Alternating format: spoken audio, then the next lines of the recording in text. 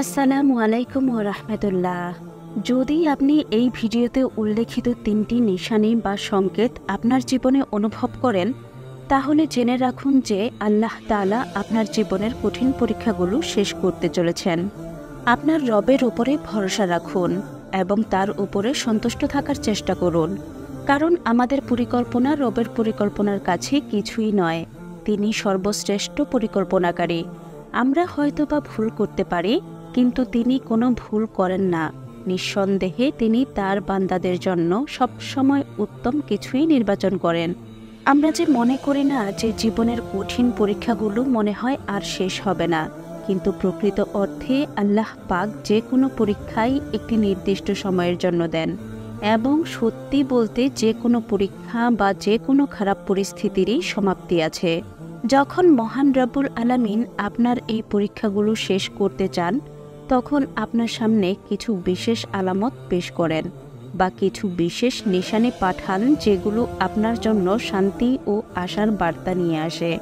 আমরা হয়তোবা মনে করি যে আমাদের পরীক্ষাগুলো আমাদের ধ্বংস করতে আসে, আমাদেরকে দুর্বল বানাতে আসে, কিন্তু প্রকৃত অর্থে বাস্তবটা এমন নয়। রবের তরফ থেকে পাঠানো পরীক্ষাগুলো আমাদেরকে কখনোই ধ্বংস করতে আসে না, বরং আমাদেরকে আরও বেশি শক্ত এবং আরও বেশি মজবুত বানাতে আসে। আপনি দেখবেন, একজন যোদ্ধাকে যুদ্ধের জন্য প্রস্তুত করতে একটু কষ্ট দেওয়া হয়, একটু তাকে পরিশ্রম করতে হয়, একটু স্ট্রাগল করতে হয়। বিষয়টা ঠিক এখানে তেমনই। আপনাকে যে পরীক্ষা দেওয়া হচ্ছে, নিশ্চয়ই কোনো বিশেষ প্রস্তুতির জন্য, নিশ্চয়ই আপনাকে কোনো পুরস্কারে পুরস্কৃত করার জন্য। দেখুন, যুদ্ধক্ষেত্রে কিন্তু কখনোই ঘুমানোর জন্য বা অলসতার জন্য নয়। এখানে দুর্বল মানুষদের কোনো ঠাঁই নেই। প্রকৃত অর্থে এখানে আপনাকে যত বেশি খারাপ পরিস্থিতি, যত বেশি কঠিন পরিস্থিতিতে ফেলা হবে, ততই আপনি জীবন যুদ্ধে টিকে থাকার জন্য শক্তপোক্ত হবেন, ভেতর থেকে অনেক বেশি মজবুত হবেন প্রাকৃতিক নিয়মে। আপনি খেয়াল করলে বুঝতে পারবেন, আমরা যখন কঠিন সময়কে, কঠিন পরিস্থিতিকে কাটিয়ে আসি, তারপর আমাদের জীবনে অনেক কঠিন পরিস্থিতি আসলেও সেটা আমাদের কাছে সহজই মনে হয়।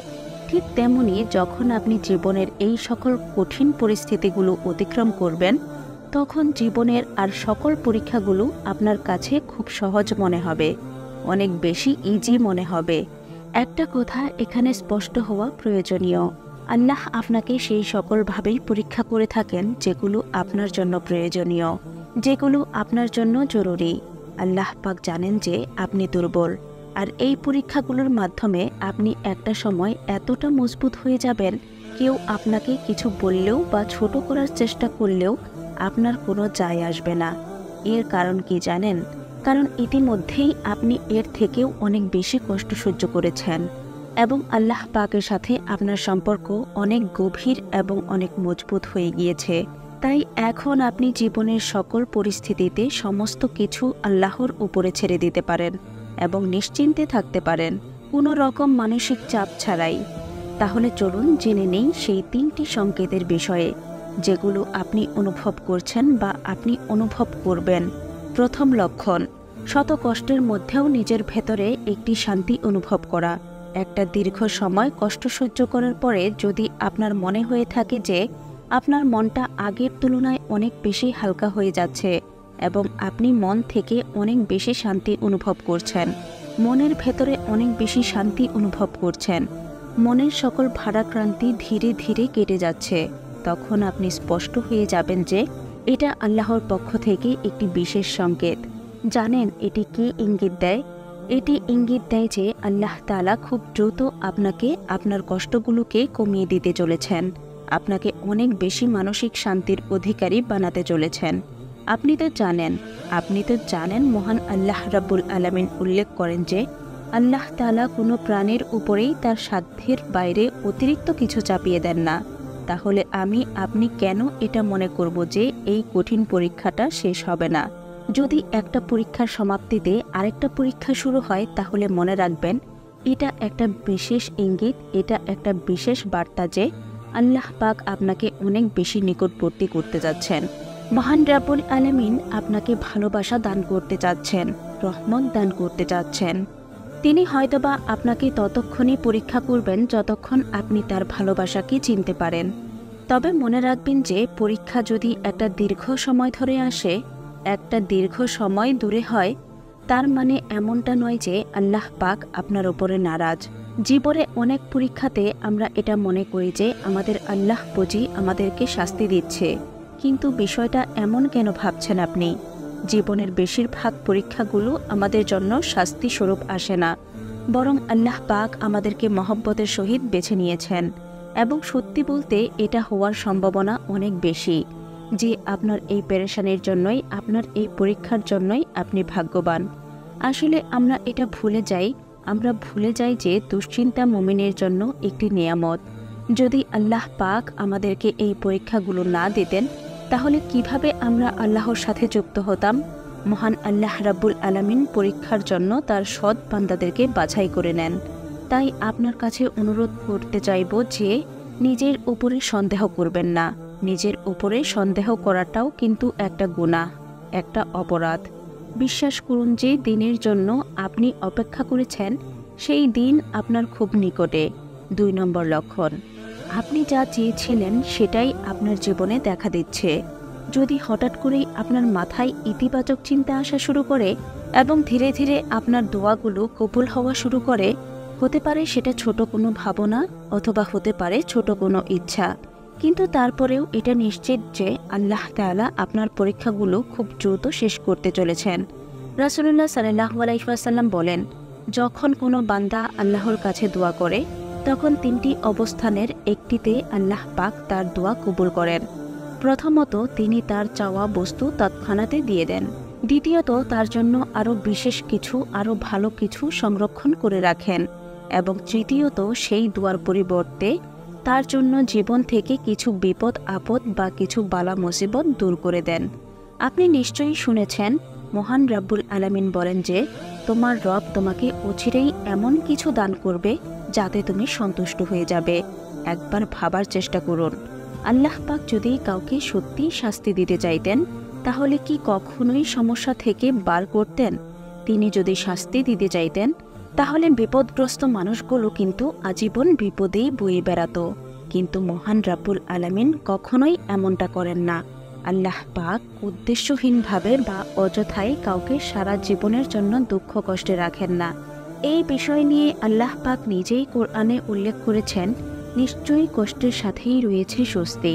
সত্যিই বলতে, যার চাওয়া আল্লাহ পাকের পছন্দ হয়, আল্লাহ পাক তাকে একটু দিতে দেরি করেন, কারণ তিনি এটা খুব ভালো করেই জানেন যে চাওয়া পূরণ হয়ে গেলে মানুষ কত দ্রুত ভুলে যায়।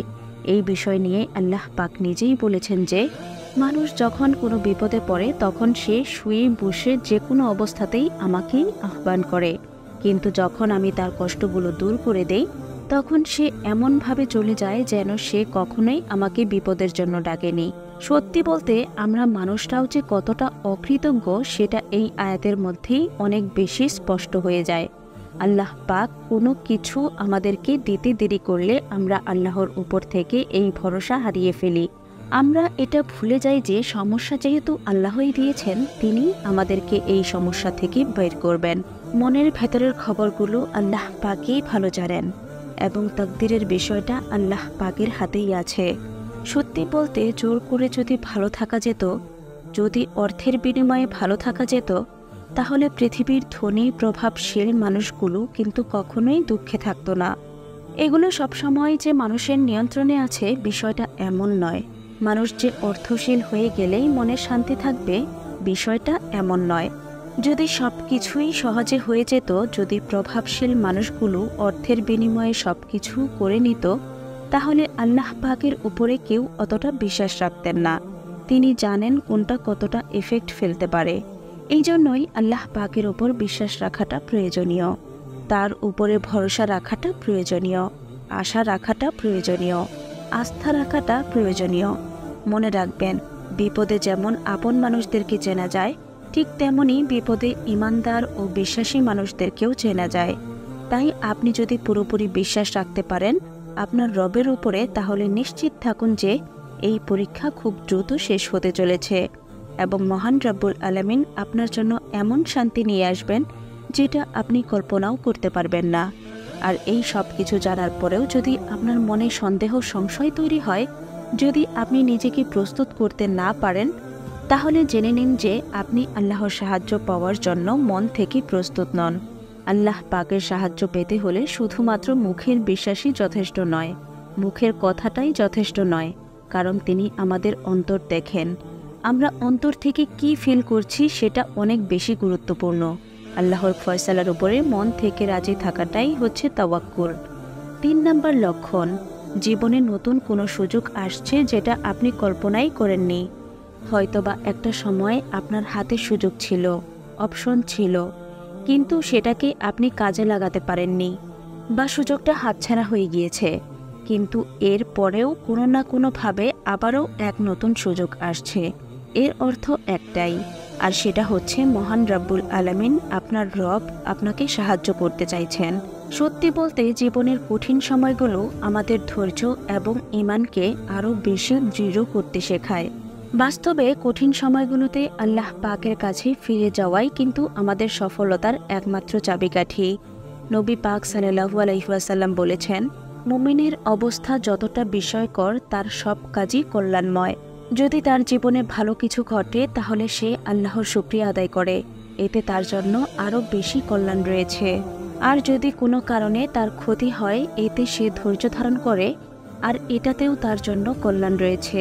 তাই বলছি, জীবনের সকল অবস্থাতে আল্লাহ পাকের শুকরিয়া আদায় করুন এবং ধৈর্য ধরে আল্লাহ পাকের রহমতের জন্য অপেক্ষা করুন। ইবাদত এবং দোয়া চালিয়ে যান, কারণ এটি আল্লাহ পাকের নৈকট্য লাভের একমাত্র মাধ্যম। আল্লাহ পাকের নিকটবর্তী হওয়ার একটা বিশেষ সময়, যেটা হয়তোবা বারবার আসবে না।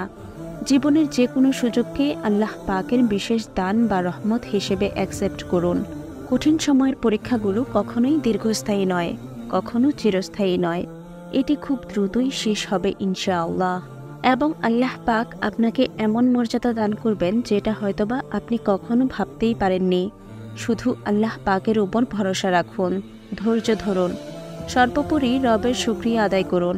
আপনাকে বলবো যে রবের পরিকল্পনার উপরে ভরসা রাখুন, কারণ এই বিষয়ে আল্লাহ পাক নিজেই প্রতিশ্রুতি দিয়েছেন এবং আল্লাহ পাক কখনোই তার প্রতিশ্রুতির ব্যতিক্রম করেন না। জীবনের যে কোনো পরিস্থিতিতে রবকে অভিযোগ করা ছেড়ে দিন এবং নিজেকে প্রস্তুত করুন উত্তম পুরস্কারের জন্য, কারণ কষ্টের সাথেই রয়েছে স্বস্তি।